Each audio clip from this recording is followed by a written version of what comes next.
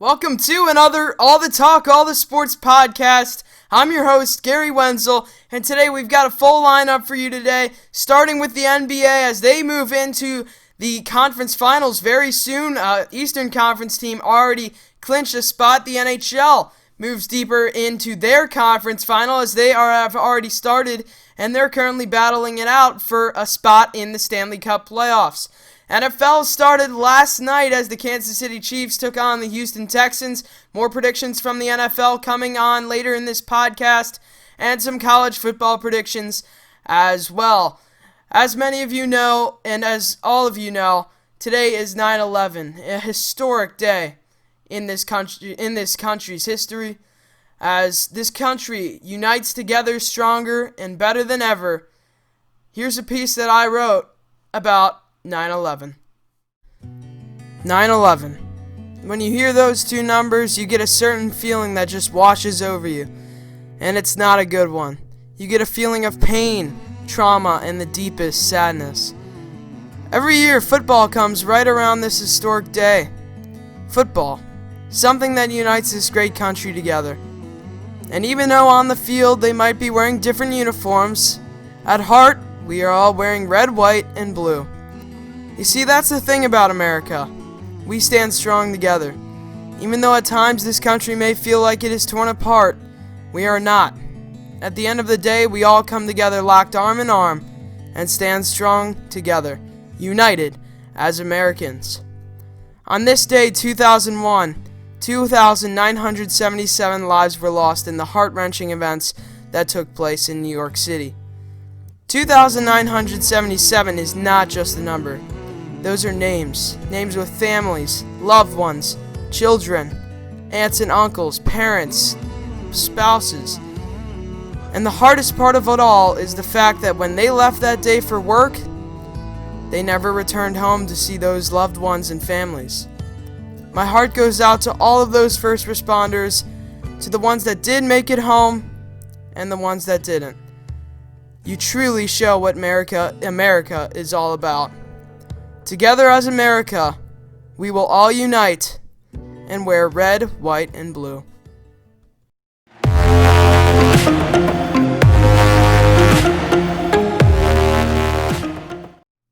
Let's start this podcast with some NBA discussions, as there are currently 7 teams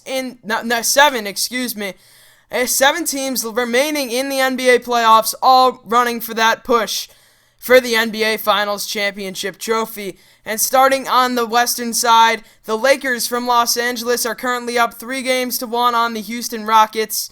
And the other Los Angeles team, the Los Angeles Clippers, are up 3-1 on the Denver Nuggets. So promising that we could see all Los Angeles Western Conference matchup in the NBA playoffs. That would be something. I'm sure it would be something for the city of Los Angeles to cheer about in those tough times that they are going through, as well with those forest fires on the West Coast. So the eastern side, Boston and Toronto all tied up at 3 apiece.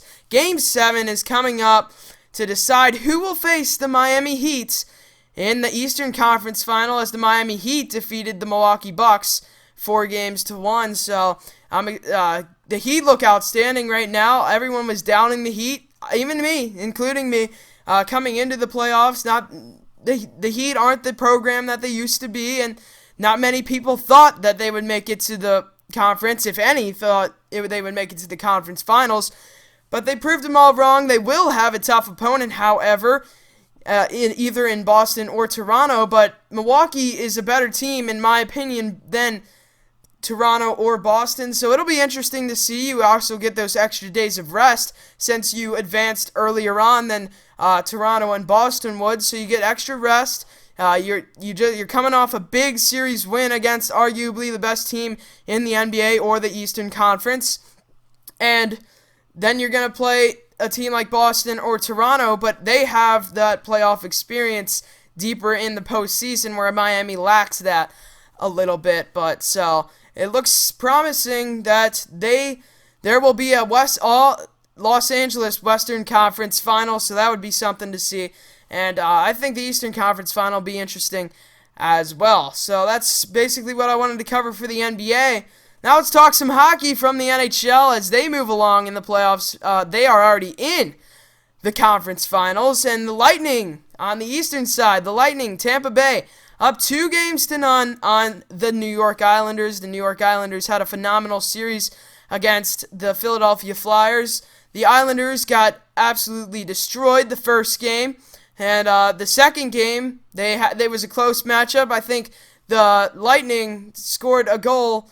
Kucherov scored a goal with less than 2 minutes in the game as it was tied 1-1, but then the Lightning won with about less than a minute, I think, and they won that one 2-1. So I want to talk about Pavelski from the Lightning, their goalie, their starting goaltender. He looks amazing right now. He only let up three goals in 2 games against a very hot Islanders offense coming in to this series. So he is 49 for 52. He saw 52 shots in his 2 games, and he only let up 3. So really good numbers from Andrei Pavelski. Excuse me. So then on the western side of things, Dallas, the Stars, they're up 2-1 on the Vegas Golden Knights. How about that? I have the Vegas Golden Knights winning the Stanley Cup, but Dallas has other ideas, and they are currently leading one of the best teams in the NHL, if not the best team in the NHL. 2-1. The Vegas Golden Knights goalie just signed a contract today, so that might motivate him a little bit more. And then you got to look at Vegas when they were thinking about that. Does Vegas sign their goalie, Lanier, just to get him hyped up a little bit more and want to really give his 100% effort, but make it just mean a little bit more, knowing that he's going to be a Golden Knight for the next 5 years? I think so. So I think Vegas is going to crawl back in this one and steal that from the Dallas Stars. So let's talk some college football before we get into the NFL. I talked about college football last week on that last podcast on Tuesday, and I'm just going to give some predictions, as tomorrow is the big day where a lot of these teams that people have actually heard of kick off tomorrow. ACC kicks off tomorrow. Big 12 kicks off tomorrow. So some big names in college football coming tomorrow, September 12th. So that's going to be exciting stuff for the college football world. A lot of the games are cupcake games to get warmed up, so not too many predictions that I can make, but I did pick the 2 best games that I saw. The Florida State Seminoles will host the Georgia Tech Yellow Jackets. That's an all-ACC matchup. Give me the Florida State Seminoles in this one, like I mentioned last time. They bring in a new head coach in Mike Norvell, and he did an awesome job at Memphis, and I think he's going to do a phenomenal job at Florida State. So I have the Seminoles taking care of business over the Georgia Tech Yellow Jackets. And Wake Forest and Clemson, the night game, Saturday Night Football. That's where College Game Day will be headed tomorrow. Winston-Salem, North Carolina, the host of College Game Day and the home of Wake Forest University. That is the first time ever that College Game Day will be going to Wake Forest University's campus. So a good look for Wake Forest. However, when the game approaches, I think that good look goes away, as the Clemson Tigers are hungry to get out on that field in this rough 2020 season and rough 2020 year all around. They are hungry. Trevor Lawrence is hungry. He's out there to prove something. Everyone's going to be watching this game tomorrow night.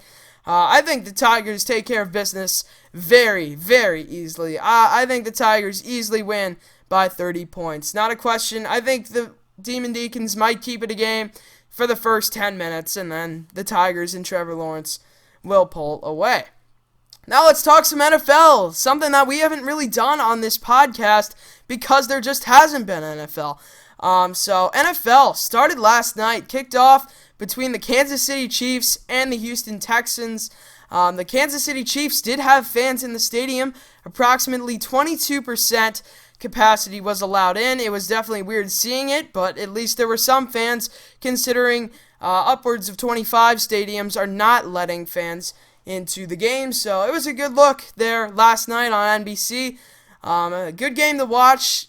Just football's back in the air. That gives you that sense of feeling that fall is back, because football brings fall and they kind of go hand in hand. But The Chiefs, they are the first team to go 1-0. They were last year's Super Bowl champions. They took care of business pretty relatively easy against the Houston Texans. The Texans kind of climbed back a little bit at the end, but nothing that threatened the Chiefs in any way, shape, or form.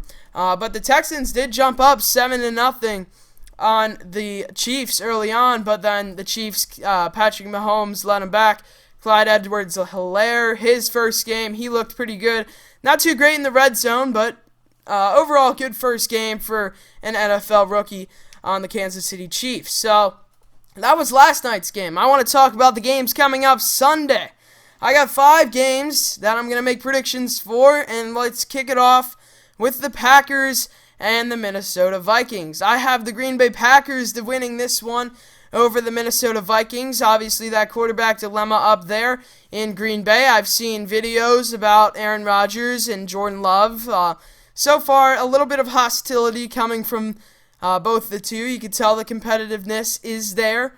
So I have the Packers winning that one in that NFC NFC divisional showdown. So then the Buccaneers and the Saints, an NFC South matchup. The Buccaneers, that's everyone talked about this offseason. Tom Brady, Rob Gronkowski, now Leonard Fournette. That is a good team. The Saints are actually favored to win this one, but I disagree. Tom Brady's going to light it up in his first game in Tampa Bay, his first game down south, where that is his home region of the country.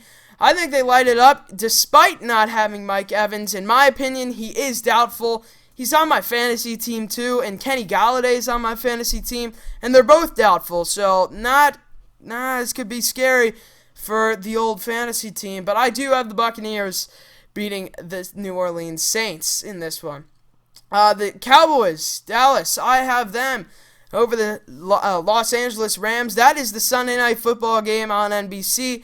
I have Dallas taking care of business, but in a close matchup. Rams keep it close for about the whole game, but I think Dallas wins by 1 possession. That's going to be a good game to watch for the first Sunday Night Football game of the year. And Monday night, 2 games. The Steelers and the Giants. I have the Steelers easily taking care of business there not easily, but I have the Steelers beating the Giants and Daniel Jones. And then the Broncos, I have the Broncos defeating the Titans, and I think a lot of people are going to disagree with me on this, but give me Drew Lock and the Broncos for this one.